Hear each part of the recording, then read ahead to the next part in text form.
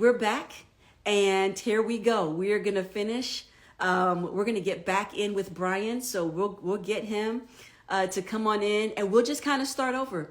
We'll just kind of start over, and we will talk to Brian about his biblical brain science, and we're gonna get all in there. So, yeah, if you all don't mind hanging out with us, we'll be in here tonight, and I appreciate you guys' patience.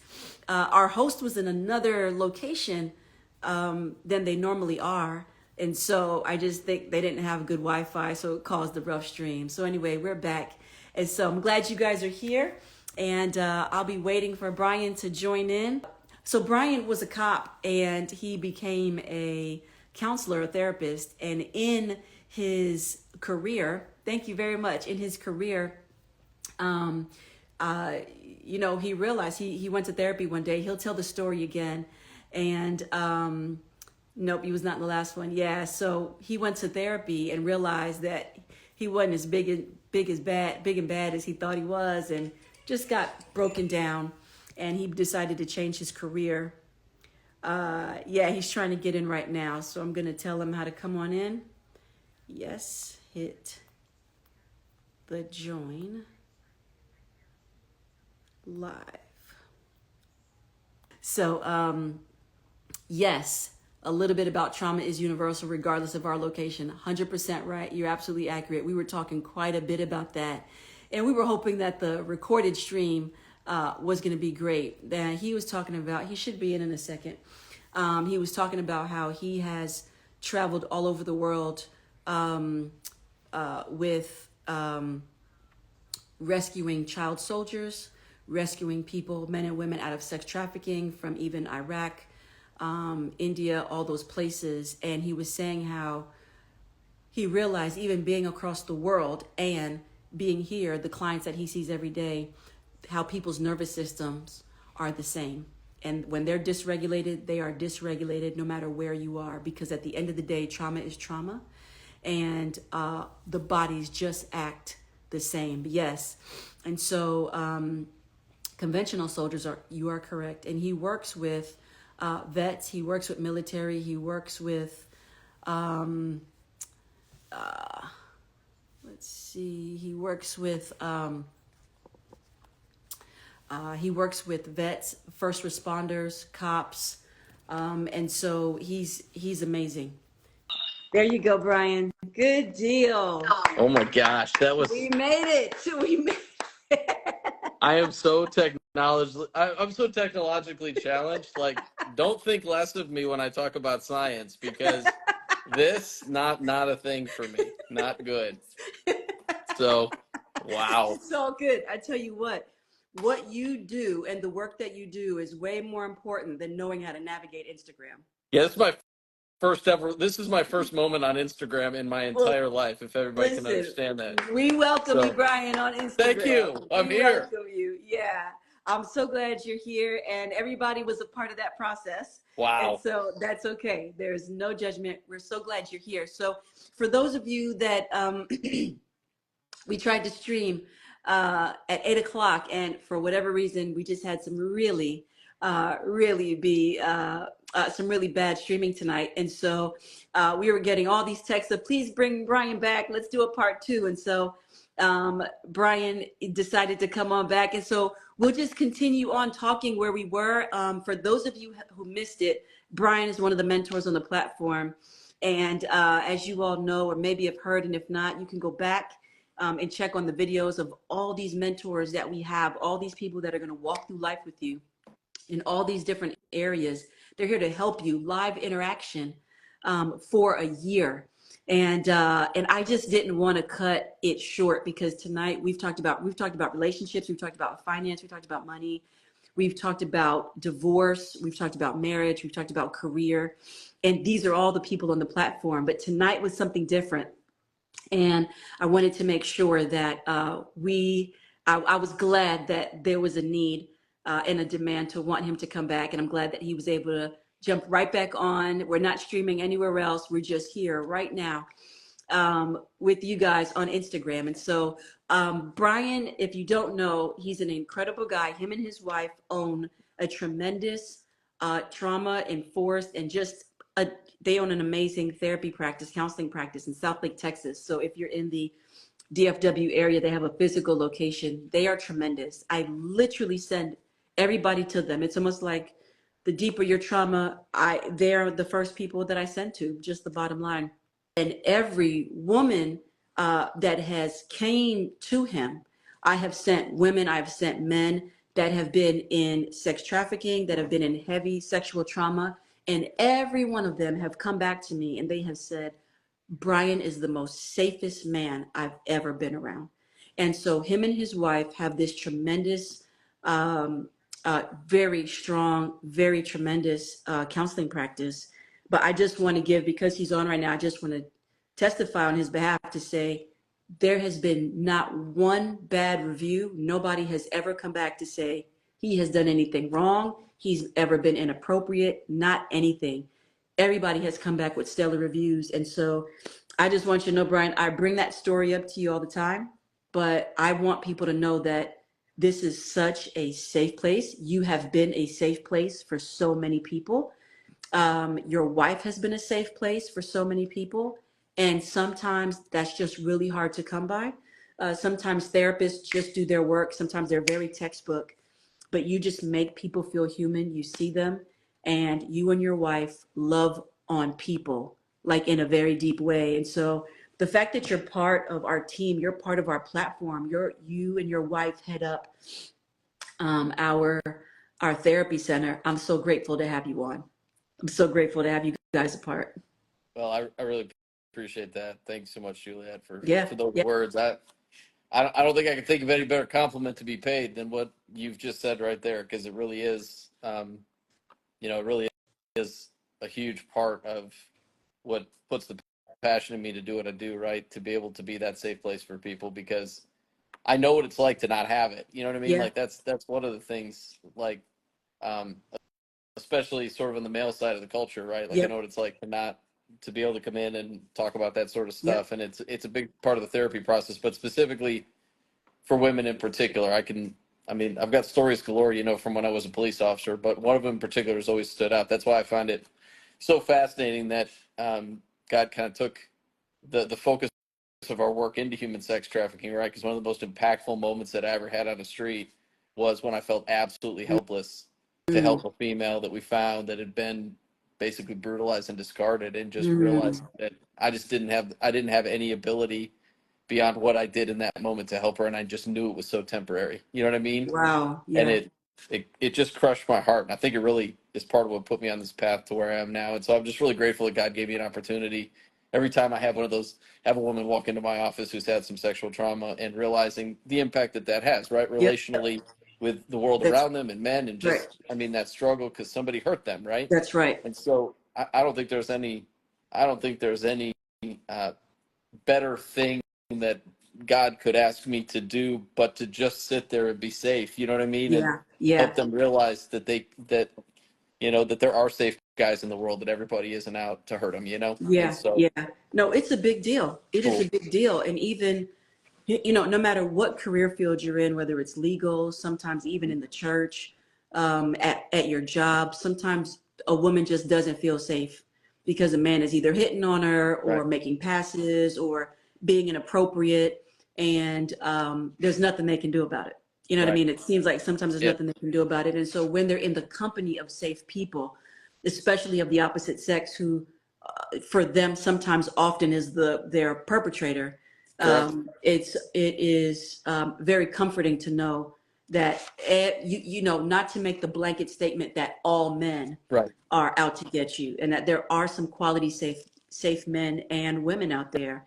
Right. Um, and so I appreciate you and your wife. You all are the most tender-hearted, sweetest people that just have the heart. I keep when I express you and Stephanie to people, I'd say these two are the most amazing therapists. I said they will go to their grave with their hand out, like, if I can help you, neurology and trauma, taking your last breath, just trying to help people. I love it. I love it. Um, but I appreciate it. So, Brian, we were talking, and we were talking really good while the stream was going really bad. But would you mind kind of repeating yourself just a little bit. Would you mind telling the people just what you do? I know they all don't know, but would you just run through really quick how you're a cop and how you were a cop. You're retired now from that and you do Mhm. therapy, but how you were able, because the Brian's topic on our platform is biblical brain science. And again, it is how um, the nervous system, no matter what, if we were in the Bible days or if we were now, how God made the nervous system the same and we all react. And I'd love for you to share the story again about how you had the opportunity to go to the Middle East and rescue people from sex trafficking and rescue child soldiers, and how you saw the way your everyday clients come into your practice and how you're way on the other side of the world and how the nervous system reacted the same. And then I'd want you to touch again about how our nervous system, when they're in that state of trauma this entire time, you were saying earlier that all their attention, your body is trying to focus to survive every minute. And then when they come out of that, you realize that they just had a higher rate of suicide because now that they come down, it's like a heavy depression and it is um, they don't know what to do because all of their energy has been focused for days, years, or months just trying to survive every day. And so would you just kind of touch on that again? Because I know some people joining in now may have missed that, but it was such a powerful story. And I just want you to give them a taste of that so that they get to know your experience, you and Stephanie's experience. Yeah, sure. So, I think one of the things that's really, as I am where I'm in my life now, and I look back kind of on the trajectory of the path that my life has taken, a lot of times I didn't understand why life went a particular way at a particular time, Yep. but it's really been a cool journey in the sense that, all the knowledge and all the experiences that I've been through have built on each other, Yep. and sort of created a platform of understanding that is both, learning from like a collegiate level and then a master's program. It's very academic, right? But then it's Yep. also, but the amount of experiential knowledge that was packed into some of the things that have happened in life have been really, really critical. And so, kind of what you're mentioning is this sort of example of the experiential side. So, when I got out of my master's program and got into counseling, I thought, right, in all best ideas in my head, right, that I would work Yep. with law enforcement, military, and that's how Yep. it would go. And the Lord took me very much left into human sex trafficking unexpectedly. Um, I did not think, especially being a man, that women would feel very comfortable who had been through so much, Yep. especially with a law enforcement officer who a lot of times has been a big part of um, either they've had negative interactions with law Yep. enforcement, which does happen, right? I mean, law enforcement's working very hard now, I think, in a lot of ways through task force and those Yep. sort of things to put a better connection out there, Yep. right? And to a lot more diversion services and stuff like that. But they're also oftentimes by their perpetrators and those that have got them trapped in servitude are taught that law enforcement is their enemy, right? Right. So Right. so I really expected that there would be a lot of negative interactions there, but there wasn't. I was really surprised and impressed with the resiliency of these women and their ability to sit in the room, Mm-hmm. and a lot of them would sit there and say, "I'm triggered being in here with you," right? Yeah. Like, but they knew that they had that struggle, Right. and so the courage with which they were facing that with was just so inspirational to me. Yep. But as I got into some of that, there became the opportunity to go to the Middle East and to Iraq in particular, and work with some of the nonprofits that were there that were helping rescue, supporting the networks, basically the in-country networks of indigenous folks that were rescuing out of ISIS and ISIL-controlled territory. Mm. And so Wow. we got brought in because once some of these nonprofits got involved over there, what they realized it was all well and good, and it was great to Yeah. rescue him, right? But then they Yeah. were going into these IDP camps, these internal displaced person camps, and there was nothing for them to do. There was no life. I mean, it's basically a camp surrounded by a fence, and Yep. you sit in tent all day long in the sweltering Yeah. heat. You know what I mean? And get Wow. meals served to you, and that's your life, right? And Wow. it was very sad and very difficult for them. But what more importantly, what it showed us, what it did, right, was it showed us that these everything prior to being rescued, everything in these women and children, and sometimes men, but more specifically, Yeah. ISIS took the women and the Yeah. children, right? Yeah. A lot of the men, unfortunately, they just executed, Yeah. that they came across because they were considered a Yeah. challenge and a threat to them. Wow. Um, Wow. but but these women and children, that when they were in captivity, when they were in forced servitude, their entire nervous system, every hormone that was released in their body, every neurotransmitter, every cell and fiber of their being, every electrical Mm. message was directed towards survival and just making it through the next moment, Yep. right? And then all of a sudden they get rescued, which seems like it's this amazing thing, right? Yep. They've got freedom now, right? They're not living in this environment. Yep. But all of a sudden they get put in these camps where nothing is happening, and their nervous system suddenly, just the bottom drops out of their energy level, Mm. right? So we Wow. call it innervated energy. When you're, when you're in a stress state, stress triggers the release of innervated energy, which pumps the entire system up. And then Right. everything starts releasing more neurotransmitters, hormones, all that Yep. stuff, right? Well, that is very situation and environmentally specific. So you're reading the environment is dangerous, your body reacts and jumps that energy level up, right? Like Yep. increases the RPMs in a car or whatever, right? Yep. So, but all of a sudden they get rescued and they go to these camps and there's nothing going on, and now they're not getting bombarded with all these sensory messages of fear, and the energy level drops. Well, when that happens, the brain does what it's designed to do, which is, okay, now it's time to heal, right? So it Wow. starts Yeah. opening all these feelings and emotions and Mm. experiences up, Yeah. and there's nothing, they have no tools to deal with it. So the suicide rate was really high inside of these camps for women that had been Wow. rescued, right? Wow. Yep. And it was just so sad and so hard and difficult to see. And you're going to find this in any conflict zone, right? Sure. I mean, where Yep. so the idea is great. The idea of rescuing people is great, but rescuing them without support Come services on. for them once they're rescued, Right. right, is really incredibly problematic, Yep. because now they really start to suffer in a new way. That's It's right. not that they're not suffering when they're being in captivity and Right. potentially brutalized, but now they're suffering in a whole new way, and they're trapped in that suffering with themselves, right? Right. And so, Wow. and now the whole world looks different. So, I mean, when Yeah. we were talking previously, we mentioned like the example of a cup of water, right? Yep. So, being offered a drink may not be anything that in our daily lives would be something that would be scary. But if every time before you were attacked, you were offered water as some sort of Right. gesture Right. to make you more susceptible to what's going to happen next, Right. now these women or children are sitting in this camp, Yep. and somebody comes in, tries to offer them a benign glass of water, no big deal, and then they go into this massive nervous system reaction, Right. Right. right? Because they think it's going to come with some level of Right, consequence. They're going to have to do right. maybe some sort of act or anything that takes them down, and someone's genuinely just giving them water. Yeah, correct. Yeah. So now situations that, if before that they were taken and put into captivity, these Right. situations have no Yep. significance. Now you have these memories that are stored internally, Yep. and people are getting activated all over the place with simple scenarios because they had significance to them based on their experience, Yep. right? Their negative experience. Yep. And so this leads into this whole idea that the majority of what most people struggle with from a mental health standpoint is a dysregulated or over adapted nervous system. And that's what we were able to see when we went overseas, which was Yep. fascinating.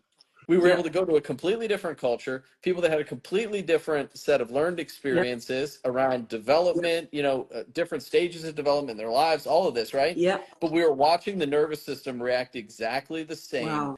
do exactly the same pattern based things that we were Wow. seeing in our office here in South Lake, Texas. Wow. You know? Yep. And so it really started us down this journey of trying to understand from a different perspective the patterns that are behind the nervous system and how it operates. And that's the thing. And so Mhm. now that morphs into what you and I are talking about here today, Right. right? Because the same nervous system we have today is the Yep. same nervous system that Iraqi has, is the same That's nervous right. system that somebody in Colombia That's has, or right. somebody in Nigeria, or somebody in Europe, but it's also the exact same nervous system that the people in biblical times had, That's right. right? Like That's right. it's been the same. That's right. So, so these scriptures that are written that are telling us how to interact, and God is trying to interact with us. He's Yep. trying to interact with the nervous system he put in all of That's right. us, which means every single one of these scriptures is universally Mm, identifiable to us, mm. right? That's Like great. the words can mean the same thing to me that they mean to you, that they mean to somebody else. Yeah, But yeah, there's yeah. so many subtle nuances in how things are described that I see so much differently now with all this knowledge, Yeah. you know? Yeah. Oh yeah. That is it. That's so great because when you put it in that perspective, it just humanizes again the biblical the the biblical characters from back then. They're not characters, biblical the people from back then. And it makes them feel more real because Correct. they're almost like a not real. It's just a story. You know what I mean? It's Hmm. like some people just make the Bible a story, but now you've humanized them. And basically, God made the nervous system and everybody the same. They're going to react the same. They're going to have the same types of response. But it's God showing us if we had the tools, He gives people like you the tools to teach people like us how to regulate that nervous system, Correct. right? So I even want to take a little bit further. And since we're talking about biblical based science, biblical based brain science and the scripture, um, sometimes in church, we see a lot of activity in church, right? Hmm. Even when it's down to altar calls, we would say they're manifesting. We would say people are, acting out a certain way. They're bucking and shouting, they're demon possessed. But a therapist may say they've got a dysregulated nervous system. Hmm. Yeah, I mean, very much so. And there's also something, I mean, one of the terms that we talk about, in law enforcement a lot is like ideas like excited delirium and some of these things that happen, right? Mm-hmm. And where you get groups of people together and groups of people start acting like they're starting to feed off the energy that's happening. And Mm-hmm. that's the thing. Like, I'm not saying that they're not having a legitimate Experience. spiritual or biblical experience, Sure. correct? Like they very well may be. Yep. But part of what's happening is that we're talking about rises and drops in the energy level that's internal inside of us. Yep. And that where that energy level is going to dramatically affect the way we interact with others in the world around us. And so if we're lined out appropriately with what the environment is giving us, Mm-hmm. then great. We're synced up, right? Right. We're what's called homeostatic. We're balanced. But so much of the time we're not. And Wow. but the way the nervous system is built, which is so cool. I mean, it's cool and it's also frustrating all at the same time. But the way the nervous system is built is to protect us over everything else. Yep. So part of the way that our brain protects us is by not letting the part of our brain that actually regulates Mm-hmm. us know what is going on the other side. It's like it draws the curtain so the part of our brain that's responsible for Wow. regulating Wow. can't see what we're doing automatically. Wow. And and those levels of reaction to the world around us, those adaptations happen over time, subtly too. So we lose track of how we're slowly changing as stress is introduced into our lives over time, right? Yep, we do. So even when we look at scripture, like even the characters or the folks that are chosen, like who God chose to speak to, Mm-hmm. there is such a wealth of information about them and their personality that is written in the Yes. scriptures in the description of them before he even speaks to them. And Wow. there's value in understanding what their perspective of life was, That's right. how pride was affecting him, how That's humble they right. were, That's right. how so many of them like were like, whoa, not me. I don't want to do all this. Like how fear, they were grabbed by fear initially. So Yeah. when we go down this journey together, that's a lot of what we're going to be looking at is some of the really subtle contextual parts of scripture that are so valuable when you Yes. understand the nervous system, because it if God put this nervous system in us, Right. then he has chosen words to speak to it, Come on. right? Come on. That's good, Brian. That's Yeah, good. so it's fascinating, like when we really get down into it, it's really, really cool. That is fascinating. You're right. He put this nervous system in us. He's going to give us words. I love that to Right. navigate it. That is absolutely right. I just don't think the average everyday person doesn't think along those terms, but you're absolutely right. And again, we don't have enough knowledge. Right. We don't have enough knowledge to even think along that pattern. And so I'm super grateful for those of you who are, um, you know, educationally sound in this area in which you can give us the tools who people like me are not as educationally sound in, the neurophysiology of our own bodies. I'm sound in other areas. I may not be sound as this. So I need you and your wife's expertise, you know what I mean, to give us the Yeah. tools to help us. That's why we have therapists. That's why we have people. That's why we have these mentors, right? To help us, uh, guide us in these areas that we don't know, that we're not equipped to do. We need the tools that you have to kind of help us walk us through it. There's a lot of aha moments that come out of this. So when you are equipped with this knowledge, it just humanizes everybody. It just humanizes that God put this system in everybody. Nobody else can do that. And he knows how to regulate it. That's the bottom line. He knows how Yeah. to regulate it. He knows how to give you peace. He knows how to calm you down. And I know that sometimes, I think we said it earlier, a lot of people, as soon as they begin to feel anxiety, feel stress, feel panicked, we typically run to medication. And again, nothing wrong with that. There's a lot of people that need medication. But there's some that we run to it out of fear, and we run to it as a first response. But if we are actually more in touch with our nervous system, and if we are grounded in Christ and the Holy Spirit, and we have a level of peace, we can actually regulate ourselves. Yeah, it's been really fascinating. Like I said, the work in law enforcement, especially around, like the whole mental health movement that came out, looking at the statistics around use of force incidents and stuff like that, which really is kind of a lot of what prompted it kind of started to open my eyes about, again, all these different pieces of building knowledge around, okay, so, we can affect change here, and we can, and if we're seeing all these people in crisis, and these are the kind of situations that are happening, right? Like, if we can navigate those situations, well, now we can really influence outcomes.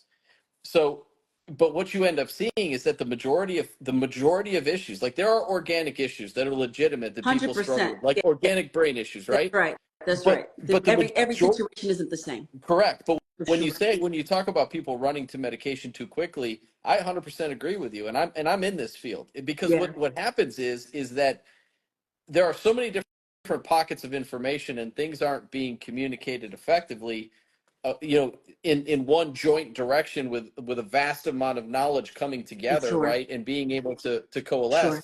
I mean, if you think about it, it's absolutely, it's almost insane in itself to think about the fact that we are supposed to have all the right reactions in all the right Mm, circumstances, but the majority of us have no idea what actually causes us to react a particular way in a particular wow. situation, as far as, like, you know what I mean? Yep. Like, if, like, can I defeat anxiety? Am I depressed? Why am I depressed? What does that mean? But yet the expectation for Mm, society and people interacting with each that's right. other is you're going to get it right. You're going to manage Yep. it. You know what I mean? But there isn't, we don't know ourselves well enough. And that's part of what this journey Exactly. ideally is going to be about, Yep. right? It's about opening up this knowledge so so we can get people to see, because I'm telling you, this crosses That's cultures. right. It crosses family of origin issues. It That's right. crosses, you That's know, right. political and country, in lines of division That's right. internationally, because it's the same nervous system. Right. And when you can speak to those patterns, you can't, I mean, one of the things we know for a fact is people can't access joy, love, peace, kindness, all these emotions we want to have. Right. If you're in too elevated a nervous system, guess what? You can't find them. You can't get to Wow. them. They're not accessible to you. Right. Right. Wow. I don't know how many people on this stream have ever heard somebody actually say that. Yeah. But if you are in too energized a nervous system, if your nervous system is too innervated, you cannot access joy, love, peace, kindness, sometimes in the moments when you need it most. Wow. Now give the people listening an example of when you say an elevated nervous system. Well, a really good example is most everybody. I would assume most everybody has had a relationship with somebody that they cared about very, very deeply, Yep. right? Yep. Sure. But what's required to be successful in a relationship is significant levels of vulnerability. Yeah. Okay, so we have these books like the ICD-10, which is and the DSM, which is the Diagnostic Statistical Manual of Mental Disorders, that mental health professionals go to find the criteria for what we would say is like PTSD or a stress response, right? Sure. Sure. But a lot of times, what you're talking about is you have a nervous system that is adjusting all the time, up and down. Like it's going up, it's going down, it's making micro adjustments. I mean, my energy level is consistently changing as we're doing this podcast, right? Right. Or this live stream. Yep. And so, but when you're in relationship with somebody and there's vulnerability there, your stress response, you're going to have higher levels of activation, and safety is a much more sensitive subject, Right. right? Right. Right. Because if it doesn't align with the level of vulnerability that you have in that moment, somebody's reaction to you or interaction or style, then you're going to react more strongly.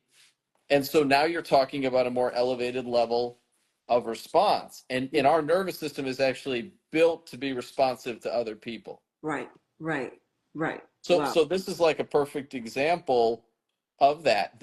And this is why sometimes the more you love somebody, the more you care about them, the more afraid you start to feel, the more wonky your relationships. It Yeah. feels like you're losing your confidence and you're struggling to find, and it's like, I don't know how to interact. And and so all of these things are starting to happen internally. And sometimes people don't understand why, Right. right? They know it's connected to the relationship, Yeah. right? But they don't understand that their nervous system is actually becoming afraid of being hurt. And now the reason it's doing that is because it's accessing memories Wow. of past pain. Like Wow. you're basically now looking through the filter of who hurt you last, Right. right? Wow.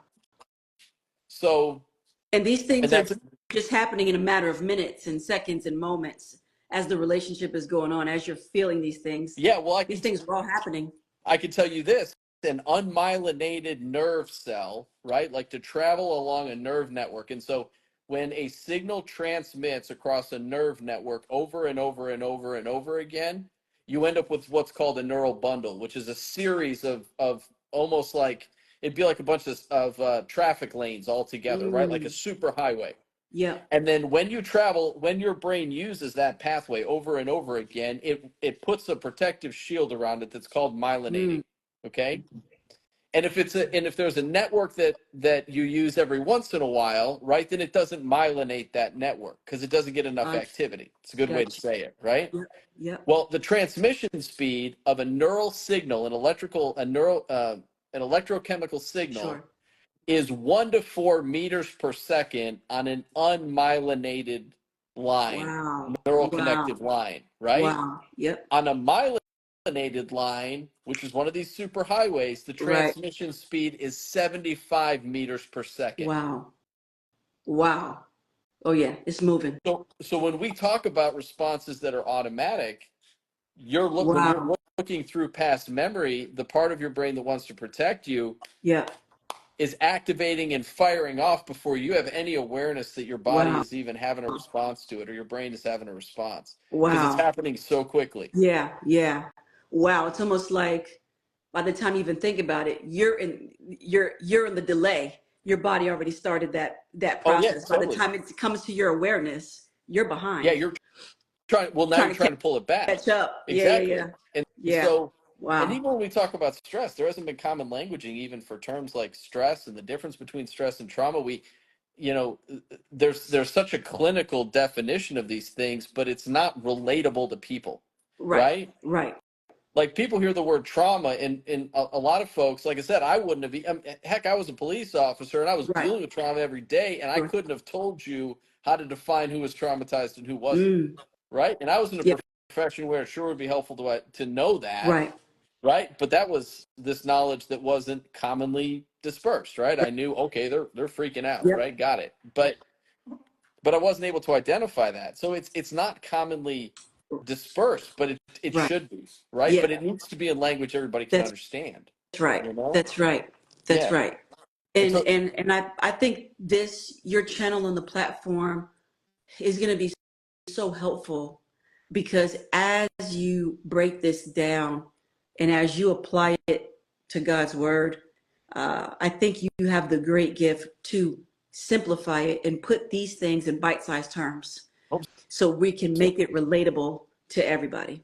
And I think it's tremendous. I think it's tremendous what you are doing, the passion that you bring with this, the revelation of just like, you know, again, if you're not in that field, you're not really going to know this. So this is Sure. amazing, eye-opening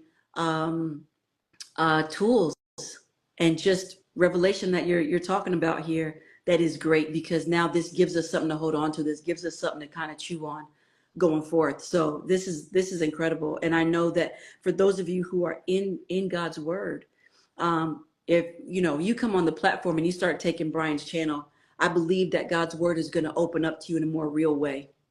I believe you're going to see it in a much more different, a much more realistic way. And I love that.